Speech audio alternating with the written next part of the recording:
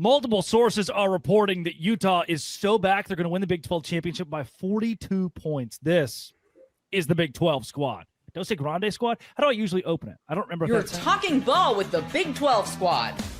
From Oklahoma State to Utah, from Kansas State to BYU, from Houston to Texas Tech, it's the local experts of the Locked On Podcast Network bringing you scoops, breakdowns, and the most comprehensive preview of the upcoming Big 12 weekend. Buckle up. It's the Big 12 squad, and we have a seat for you. No hurt feelings and thin skin allowed. Squad up. You're part of the Big 12 squad. Oh, baby, squad up. Happy Thursday night, everybody. Grab your favorite brew, and hang out with us in the Big 12 squad. We are joined by He's a Man. If we didn't have a mute button, we would have been canceled years ago. His name is Cody Stovall, host of Locked On Oklahoma State. Oh, there he goes. He's got a house, and he's engaged. Kevin Borba of Locked On Buffs. Maybe he got married. Don't remember. Nick Maravitz, man of many, many words. Sometimes we got to shut him up. He hosts Locked On Cyclones, talking all things Iowa State. He's the consummate professional. He's the journalist of the bunch. It's Chris Level of Locked On Texas Tech. Don't forget, it's a basketball school, but they're pretty good at football. Undefeated out here. Parker Ainsworth, Locked On Cougars with Houston Cougars. Oh, my goodness. There he goes. He's in a car speeding away, getting away from the cops. Jake Hatch of Locked On Cougars from BYU. And finally, he's a man who claims a Big 12 championship every weekend that he wins. His hairline is receding. It's JT Westercell of Locked On Utes. He is talking about the Utes. Plenty to get to this week in Big 12. If you hit subscribe, we all get to keep our jobs. First order of business, sports podcast here. Don't want to get too heavy, too deep. Thoughts and prayers with Jake, the entire community, with the Church of Jesus Christ of Latter-day Saints after the tragedy on Sunday, the passing of President Nelson. I know it's been a huge topic this week. A fine for Colorado for anti-religious speech for against BYU from the Buffs. Heavy week, and so our thoughts go out to your entire community and hope you're doing well. Holding up. That's the good news, but yeah, thank you for all that. It's been a crazy, crazy heavy week, as you guys might all imagine, but I'm not going to lie. A little bit floored that the Big 12 levied a fine. I expected the reprimand, but the actual monetary damages, like them hitting him in the pocketbook, that's a new thing. And I think it may change the dynamic when it comes to some of these chants we've heard issued against BYU in the future. Yeah, definitely. I think you immediately see the Big 12 is going to take it a lot more seriously. So good that the conference steps up and says, look, we are looking out for BYU. It's what the Cougars joined a conference for, is to have this level of infrastructure at the very top. Past that, JT Westercell, 30 seconds. Why are the Utah Utes the best program in the Big 12 again? You're so funny, man. Look, I think we were all really overreacted to what happened against our good friend Chris Level's Texas Tech Red Raiders. I think Texas Tech is the best. Overreacted to 34-10? Overreact as in completely acted like they suck, like some people were doing last week, aka Parker Ainsworth being one of them, whose team went on the road and barely squeaked out a win against a team that the team he plays this week absolutely steamrolled. So we'll see how good they are this week. But Utah, look, they're talented in the trenches. They still got some things to prove if they are one of the upper echelon teams in this conference. But I do feel like they were snubbed from the AP top 25, and I feel like they're a top 4 team in the Big 12 still. There is more hair on the top of JT's head than there have been wins from Utah against Houston in the entire history of the program. Yes, we had a down. Can I just say we had a down year last year, and we still had a better year than Houston did. Pick a year. Last year, we literally won more games than you. We won more games than you last year. You didn't beat us. Yes, you beat us on the road, backup quarterback. Pick a year. You've never beaten Houston. 4 games. You won. It's weird. I was told by Utah fans that freshman quarterbacks are terrible. I was told that freshman quarterbacks are never good. But there's a school 40 miles away that seems to be winning with a centaur. Define good. What's good? Whoa. That's good. I'm just saying, buddy. What's good? Yeah, Big 12 freshman of the week. Like it's like it. Hey, Will Hammond is a redshirt freshman. Hey, yeah. Will Hammond's amazing at football. Is he in year 2 at Texas Tech? Yeah. He's in year 2 of college football. Is that so? Now what do you do? Do you play Will Hammond? No. I mean, not yet. I mean, I think he will play. I think he will play some, but I think they were already doing that, like red zone stuff. I envision them using him like they used Arch Manning last year in Austin, kind of red zone, use his legs, and that worked well. Well, it did last year for when you have Quinn Ewers and all that stuff. So I don't know how this is going to play out, but I mean he will play some anyway. But it just shows you, I think you got more than one guy that can go get it done. Yeah, Jake, where were you headed there? Well, so JT will give credit to Will Hammond, but not to Bear Bachmeier. No, Bear had a good moment, but I don't. Okay, first of all, Good we don't moment. know Hammond's good quarter. Well, a good game. We'll say that. Just like Bears had a game, but we're talking about good quarterbacks. Like how many quarterbacks in the country are good? Can I see Bear do it against a team that I think is going to be a decent college football team? I'm sorry, Bor, but I don't think Colorado is going to be great this year. JT, here's the deal. BYU has got a great pantheon of great quarterbacks. Jim McMahon, Steve Young, Ty Detmer, some of the greats of all time.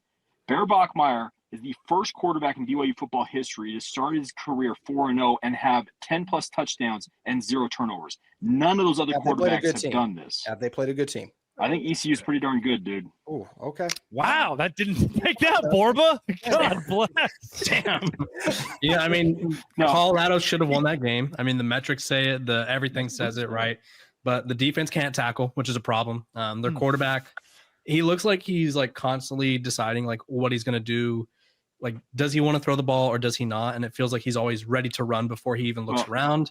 And yeah, I think they let BYU back into that game, and it's an unpopular take, but they really did. Borba, to your point, I will say on paper, Colorado is the most talented team BYU has played, and you're right. The stats. Why did they go away from the running game? I was there watching that game in person, and I am floored that Colorado went away from the run game. BYU was struggling mightily to contain anything Colorado did on the ground. Yeah. Hey, Jake, is your shirt color aqua? Kind of bluish. I don't know. Yeah, I like Braylon it. Miller, Jake, to your credit, or to your point, had 8 carries. 3 of them came on one drive where he ran for a touchdown, and then they only gave him 5 more carries the rest of the game. It made no sense. Colorado clearly has a problem. They have a leadership problem. They have a play calling problem. They have a quarterback problem, and they have a tackling problem. So a lot of problems to go around. Well, it's good that Deion Sanders just accepted the Arkansas job, that he is headed to Fayetteville. Don't you take Mike Gundy's job from him? That would be mighty rude with you. Bobby Petrino sitting right there with his neck brace ready to go. Exactly. Motorcycle, exactly. I mean, Borba, what are your topics if Deion leaves? How beautiful the mountains are? I mean, another cold day in Boulder? Like what?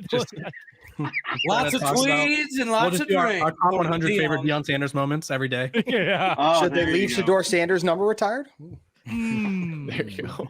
That'd be something. That would be a conversation. Cody, where do we sit? Is Rhett Lashley or Colin Klein? That's the new one. Matt Wells, hopefully. I mean, it's always going to revert back to Zach Robinson, but we are hearing that GJ Kinne is somebody that we are seriously pushing for. Another name that it's seemingly pretty popular right now, which I think I 100% agree with, is Alex Golesh.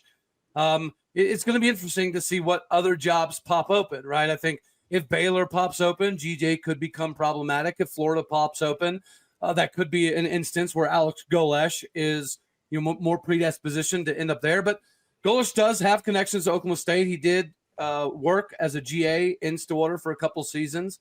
He's clearly a program builder. GJ Kinne, regionally, he's already made statements about wanting to stay in his area of expertise, and Oklahoma State does accomplish that. But if anything doesn't work out, it's always going to revert back to Zach Robinson, and I'm fine with that.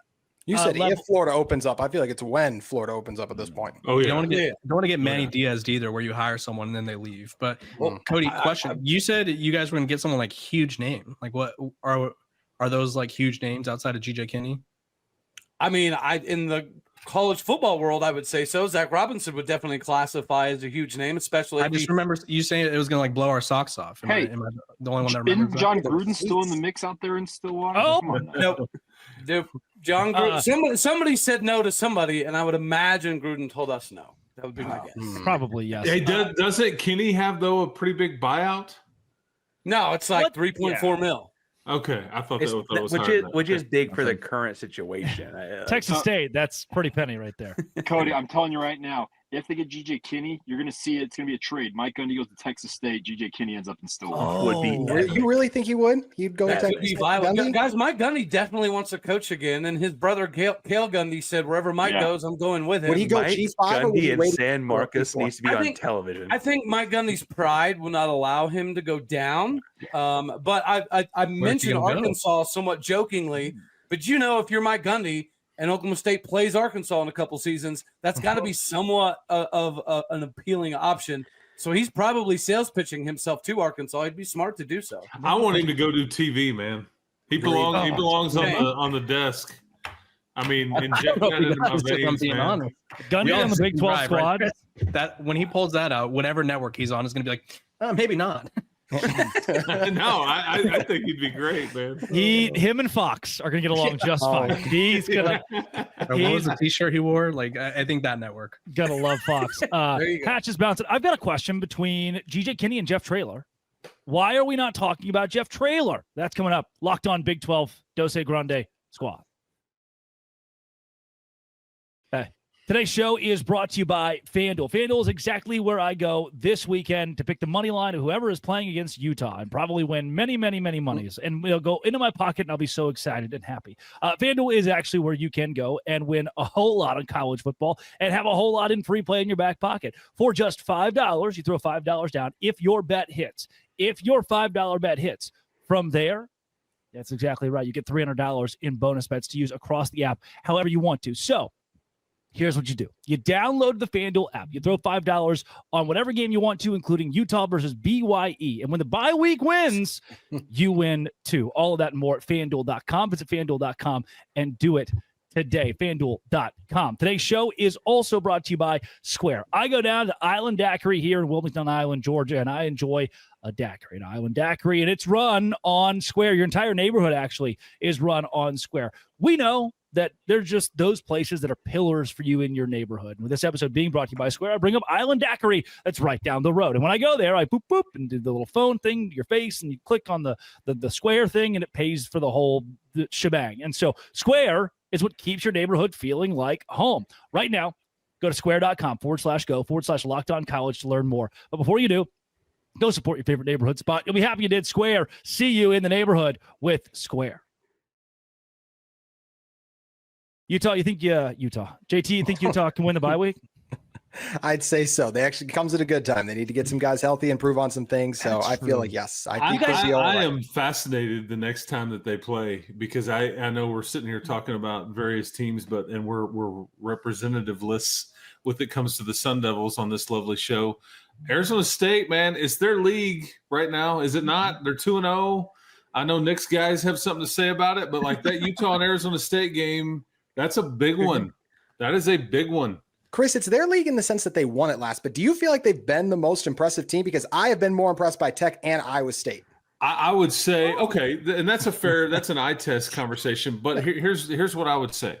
Arizona State has the longest such streak in the country, and they've won 8 conference games in a row, okay, dating back to last year. Nobody in the country has any longer streak, and it can look ugly all we want it to, but they've got a pro at quarterback. They've got a pro at receiver. They figure out ways to win close games. I don't know, man. That's pretty salty, because they did not play their best the other night against TCU and still figured out a way to get it done. And I think you can make the argument their tight end could be a pro level dude as well. Absolutely. I think TCU is strong, and I think that was an impressive performance for sure. I do think that Arizona State won a lot of one-score games last year, and they lost their best player. It stands to reason that just on percentages, they're going to lose a couple of one-score games this year without him. And I understand that. I personally don't think anyone in the conference is going undefeated. I don't think the Big 12 champion goes undefeated this year. But I also feel like that 2-loss team could be a 3-loss team without a whole lot of changes, let alone losing their best player. Like that doesn't feel like that big a stretch. Parker, you mentioned the close game thing in the Big 12. I think that's something that we just need to become welcoming of, because it's going to happen repeatedly. I don't think we're going to see a lot of blowouts all that often in this conference.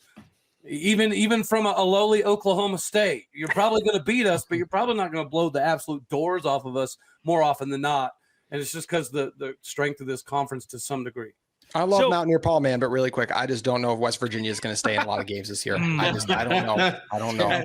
And it's funny, you're talking about Arizona State in one-score games. I don't know if they'll win a bunch more. They've won 2 of them in a row in the league, so they keep it going. So just throwing it out there. Everybody promised me that this year the teams that won those one-score games would flip. JT, you've used that about BYU having so many one-score games last year. Then what does BYU do against Colorado? Can they play yes, I want them to play a good team, and then I will concede I was wrong about that. I'm just going to say that. Colorado's the team that flipped, Drake. They don't have Houston on their schedule this year. Georgia Tech, they lose to BYU. Colorado's the team that flipped this year. All right, so I want to get back at some point to the GJ Kinne and Jeff Traylor thing, because we've just forgotten Jeff Traylor into the void here. Parker, though, is this the week that Houston, the eyes of Texas, will be upon you, that they knock off Texas Tech and become a legitimate power? Look, let's be honest. If Houston beats Tech, I think there'll be a lot more eyes on the game than on Houston than just the eyes of Texas. But I will say, and I've said on the show before, you laughed at me, and then we beat TCU and Kansas State last year. I don't think Utah was at their whatever last year, but they did, right? Houston and Willie Fritz are going to win games they're not supposed to every year. That's just what Willie Fritz does. It's what he's done everywhere he's been. Chris and I just spoke recently about, like, they're coming off of a bye week. They've been told their stuff doesn't stink for a little bit. They're in Lubbock, right? Like, it's in Houston, night game, like all that kind of stuff. It just feels like they might just have 24,000 people there, huh? Well, there are a lot of Lubbock alumni, I guess. There might be 24,000 Tech fans there. Yeah. I'm not even joking about that. There's a large Tech of alumni in the Houston area. And it might not be this weekend, but there will be wins Houston gets this year just because Fritz doesn't let them lose. There's going to be some game they're not supposed to win. They're going to beat the spread or whatever and come back and win that game. I would like it to be this weekend. I'd like it to be Tech, obviously. There's a little bit more feel good in that one, but I don't think it's that crazy. Everyone's acting like it's outlandish to think it'll happen. And then they derailed Kansas State's entire existence last year. Yeah. I have a real question. It's going to sound like I'm being facetious. I promise I'm not. But legitimately, is Houston more of a threat on the road than they are to some degree at home just because of the environment? The Dave Aranda Baylor syndrome. That's a great point, actually. I don't know if I go that far. I do think Houston, though, and again, I think it's this interesting spot where every single, maybe not JT, but as I'm looking at everyone else, your alumni have people in an alumni center in Houston. It's too big a city not to have it, especially the Baylors, the Techs, the TCUs, the Texas-based schools. Because it's just such a big city that this is the only game those fans get to go watch of their team in their backyard, right? It's a unique situation that, like, look, let's be honest, doesn't exist in Stillwater, doesn't exist in Ames. It's just, you don't have a bunch of Colorado Buffalo alumni living in Ames, Iowa. That's just not a thing. Borba, you good, man? I'm just listening. Sorry. I was wondering, is this how you do all your podcasts? Just chilling? Yeah, that's right. I love it. I mean, I need to pick that up. That new setup. Dialed in, just thinking about, like, man, I wish we could unretire those jerseys and get those guys. Don't lie. You're thinking, when are these dudes going to shut up half the time, especially when I'm He's thinking about that TCU win at 23. TCU win. I talked about it today with one of the former players. I was like, what a time. What a time that was. Remember when we all thought Belichick and them were going to do the safe thing and they were going to knock off TCU? Oh, my gosh. I don't think any of us thought that, but you but would, the national JT. conversation. I walked into that. That was well played. You well would. Played. I agree with you. That was well played by you there. But I have been laughing all week, Drake, as you flip-flop on Devin Dampier week after week. Before the season, you said he sucked. Then last week on my show, or 2 weeks ago, you said he was good. Then you do a graphic in which you call him ass the following week. Where do you land on him? I don't know, man. Some weeks he's good, some weeks he's not. Drake knows that he would be behind Haas Haney. It's okay, JT. Chill out a little bit. We all see it. Listen, there's a great moment. Cameron Stewart brought it up where, I don't even know. Was it who was on the color? Who was the color guy for the Oklahoma State Baylor game? Old like Bama quarterback, not McCarron, or it was one. It was like one of those guys. McElroy. Maybe it was McElroy. Was it really? No, it wasn't McElroy. You're right. It was not McElroy. I was just going off of Bama quarterback. Sorry. Some former bigger name quarterback. I was like, no, Georgia. Not from the guy. Aaron Murray. Murray. It was Aaron Murray. Gotcha. And the play-by-play guy was like, man, so what do you think about Zane Flores? Like, what are some of the saving graces here? And Murray was like, he's just good. He's got really nice hair. Yeah. He's like, he's got a sick name.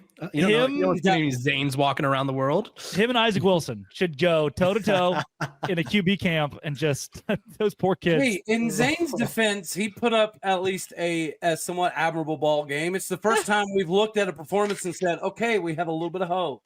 Yeah, I like that. Coming up. JT, how's Jackson Benny?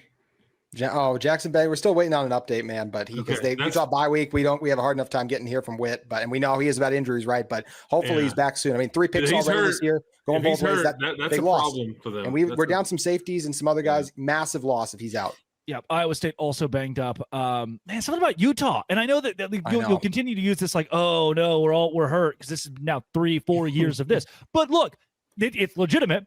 Like injuries have been a serious issue. What is in the water? What is the strength and conditioning staff doing? Like there are some programs that are so prone to this that genuinely you ask the questions: is there malpractice in how Utah's conducting, whether it's off-season strength and conditioning? There's a question there. Chris Level says no. I think they play a very physical style, and it's punishing, right? And it takes its toll on their own guys. Some of this is just luck, bad luck, but this many years in a row. Well, but what you're saying too is like everything. Well, injuries happen to everyone. I'd be willing to bet you though that unlike the Pac-12, this is a more physical style of football week in and week out in this particular league, and I think there's something to be said about that. I totally agree with that. And the one thing I'll say about Benny that is strange is like some people might go, oh, he was playing both ways. He hadn't even played like 20 snaps both ways. This when he was in, he was targeted a lot. So I don't think he was wearing down because of the dual threat play ability. But I mean, injuries happen to everyone. It's the turf at Morgantown, man. JT, wasn't Utah going full contact for like its spring game for like quarterbacks and everyone like a year ago or 2 years ago? At least a year or two ago. Yeah, there was not during the spring game, but during some practices because they got a quarterback hurt last year. It was bad. And at some point, you gotta turn the volume down a little bit.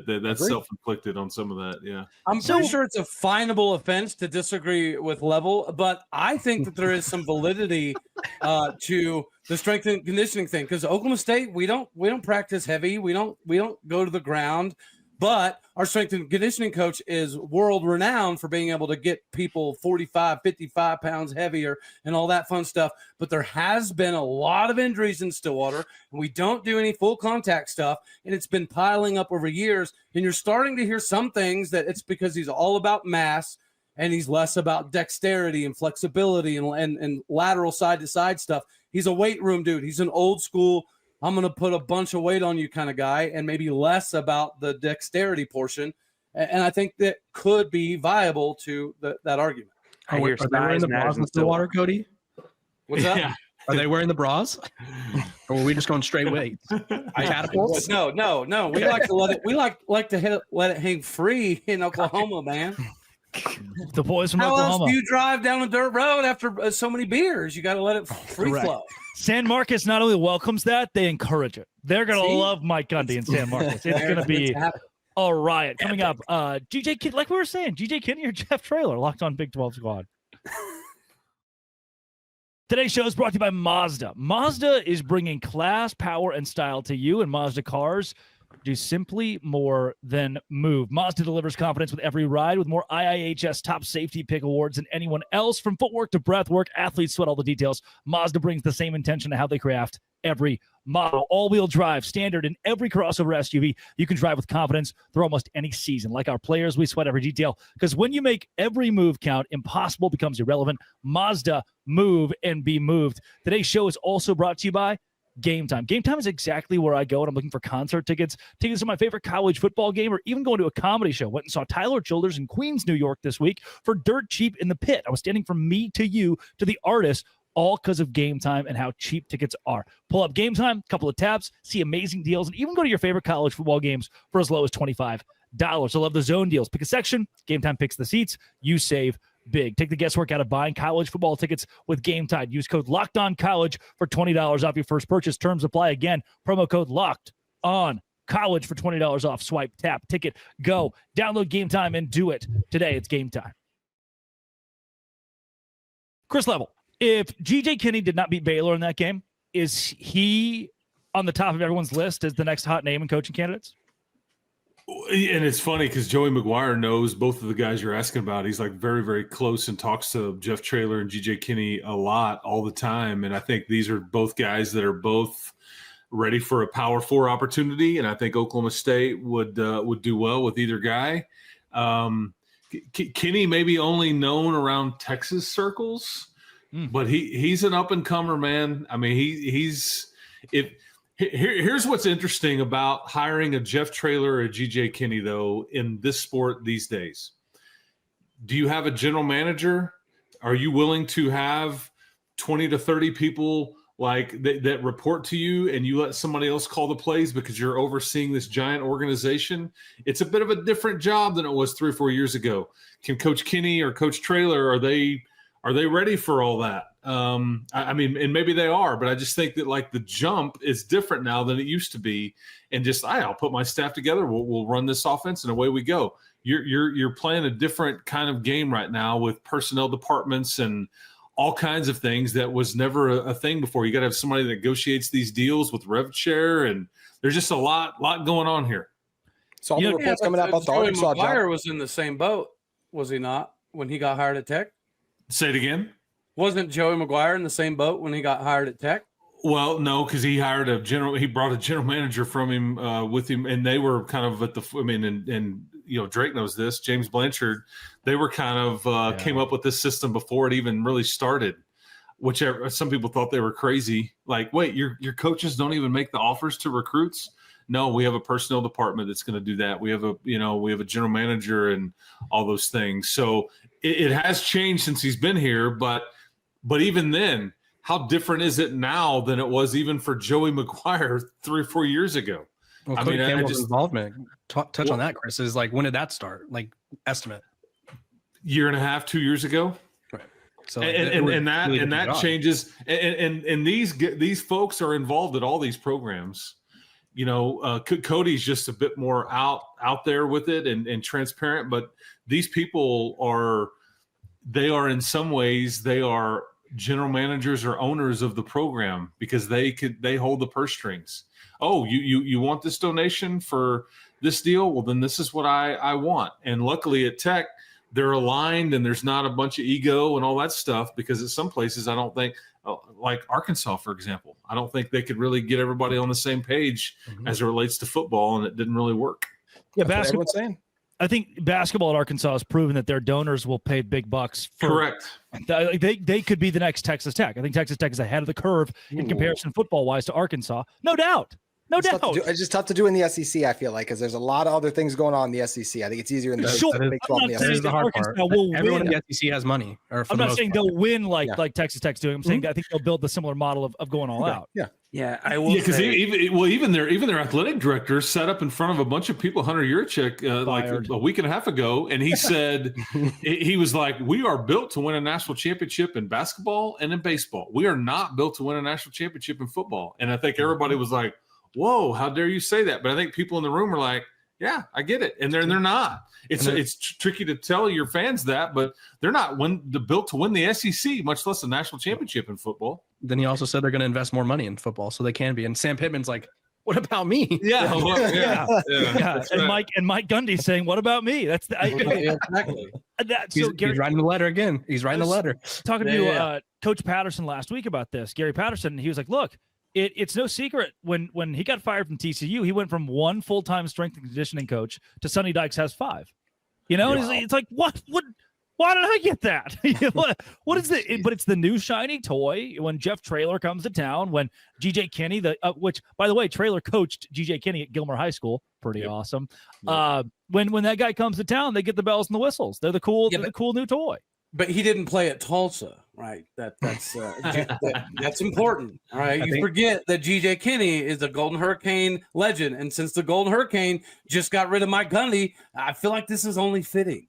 Wow. Well, and if we're going on old hats, Traylor did coach at Arkansas as an assistant for a while. And as far as like where this three-ring circus ends up, I would also point out someone who I think I'm the most recent coaching hire in the room here. Nice. Like Kinne and Traylor were both very high on Houston's radar. It's the matter of time for them to make the G6 to P4 move, and I think people know in bringing them in, they're going to have to fill in the gaps on the personnel stuff, because that's not a thing. Like, that's just an assumed cost when you bring this in, because they haven't had to deal with that in the same kind of way. Right? I asked Mac Brown last week, who does his makeup, which was a wild thing to ask Mac Brown, but he was looking real. He was looking real glimmery. And he somehow segued that into like a parable about how he does his own makeup, because when he was hired at Texas, he had 35 staffers, and now they have 105 staffers. Yep. Like it's an insane. I mean, even some of these universities that are big now or were big then, sometimes they don't like. Yeah, if Kinne gets hired at Oklahoma State, he's going to have access to more staff than he's ever had before, more people than he could ever hire, that he knows to hire in departments like what Texas Tech's doing, where it may not be Joey McGuire shaking your dad's hand and giving you the offer. It's going to come from a much more infrastructured position in your football program, which I think is a good thing.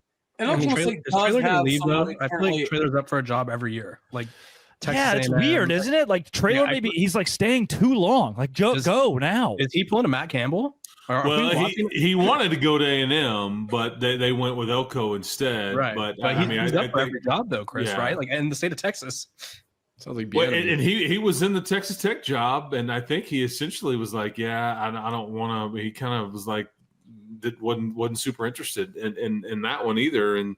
I think he prefers to be at UT or A&M, but those are difficult to get, as we know. Yeah, for what it's worth, even Eric Morris at North Texas is a name that you're hearing float quite a bit around in Stillwater.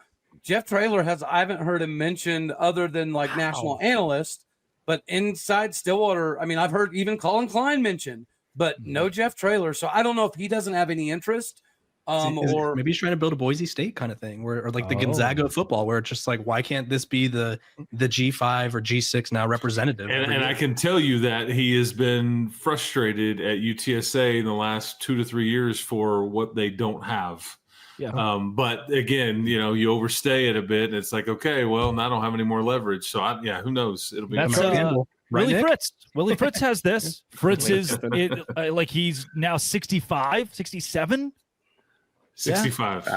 He's 65. 65. He's won every. But the deal is, and the Tulane thing took a while to build up. But he had multiple examples of building programs up. Yeah, Traylor and Kinne didn't have though to get to this. Houston, but Houston. Well, and I think Lance Leipold went through a very similar trajectory as Willie Fritz has. Yeah. Lance Leipold at lower division football is an actual like legendary name. Yeah, like legendary. That was a bad loss last week. Really quick, what happened with Kansas? I think if you're a contender, I think Cincinnati's got a chance to make things interesting, man. I agree, guys. I selfishly need Cincinnati to be good because I need homecoming to be a night game. I don't care if we get absolutely massacred. I just selfishly need it to be a night game. So are they last year's Arizona State where we all think they suck and then they go on and make a run? That would be crazy. Well, especially if they lost to Nebraska, that would really hurt if they end up being the good one. Yeah, because they moved the home game. They're not going to be that Arizona good. State JT. lost to Mississippi State is hard to swallow. Just good enough to be interesting, but not that good. They're not winning this league. Love it, baby. This has been and always will be. If you hit subscribe, we can keep our jobs locked on. Thanks for making our shows your first listen every single day. It's the Don't Say Grande Squad.